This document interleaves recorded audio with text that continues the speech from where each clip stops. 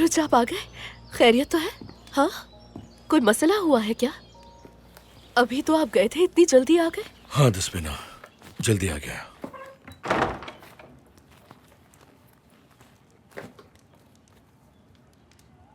तुम्हें एक बात बतानी है।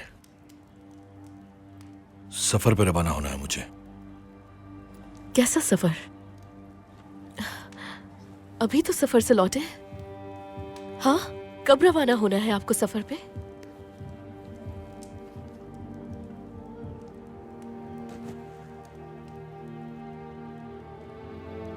आज। इतनी उजलत क्यों? वो इजाबेल नामी खातून बहुत बेरहम है, आते ही फौरन काम पर रवाना कर रही है। दसबिना, जाना होगा मुझे। किस लिए?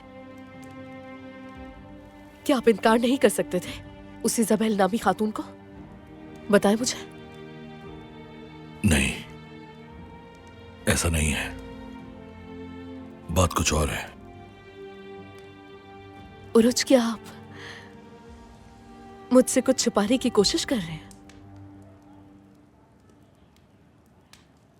नहीं दसबिना, कोई बात नहीं, परेशान मत हो।